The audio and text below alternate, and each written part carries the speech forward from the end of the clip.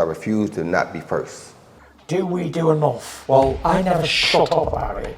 It must have been about 16, 17. We nicked their guilt rings. Right, the bouncer's guilt ring. This is no good for me. That's the reality. If you want the honest truth, and I see it every day. Andrew McCART, IFL TV, proudly sponsored by Everlast. I'm here with Ben Davison. Ben Davison, you've fought Pat McCormack since he's come out the Olympics here, and what a performance he's just produced there. Yeah, he's a phenomenal talent.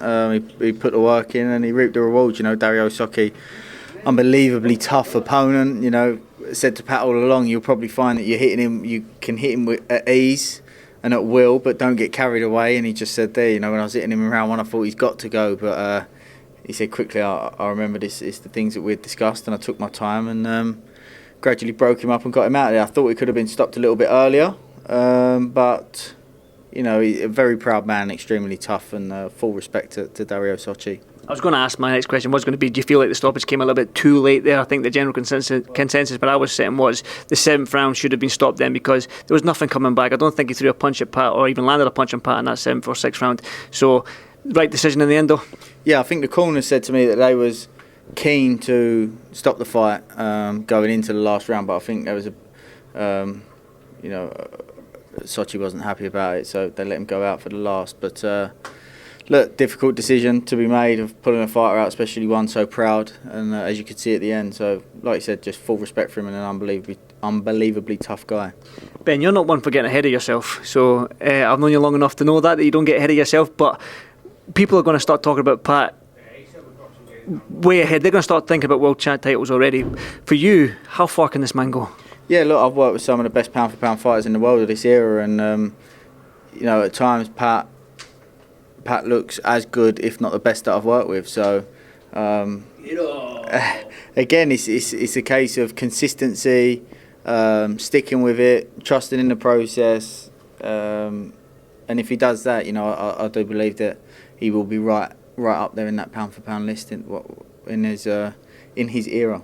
We know the guys want the British title, but is Pat too good for this British level? Is he ready for that sort of fringe world level in the next maybe 5 or 6 fights? Yeah, look, we're not going to disrespect the British level. You know, it's a fantastic. They're great fighters, and this is his full fight. It's important that we don't get carried away. He needs some experience. That's vital, and we'll take it step by step. We want to tick little experiences off along the way, and we'll assess it along the journey. He's talking about training camps abroad. You got anywhere planned, or you got anything like that? Yeah, look, you know, that's important. I think he'll get some invaluable sparring, invaluable experience as well. You know, it's great to get the experience there as well, but it's important to get it in the gym as well. And there's a few spars that I've got that I'd like to line up for Pat for the experience. So again, step by step, it's a process. We don't want to rush. The scary thing is that there's 2 of them. He's got a brother called Luke as well, who's yet to be. Yeah, but Pat just said there that don't forget about Luke. Everyone's sleeping on him. So there's actually 2 McCormacks out there, and it's Luke McCormack. If there's 2 Pat McCormacks, well, 2 similar styles and all that, they've probably got different styles. But I mean, that's a fun time for yourself in that gym if you've got 2 of them in there. It is, yeah. But look, we've had a bit of a tricky period with Luke, but we're getting there, and it's looking like we've got some positive signs ahead of us. But Luke's going to be a very exciting and dangerous professional. You know. He's a serious puncher. No matter what size gloves you put on him, you can feel his knuckles through the gloves.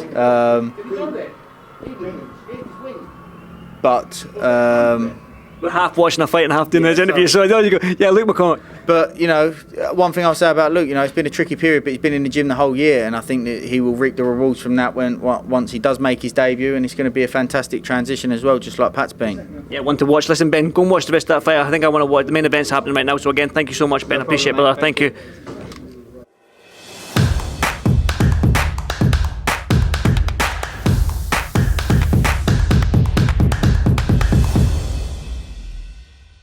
Refuse to not be first.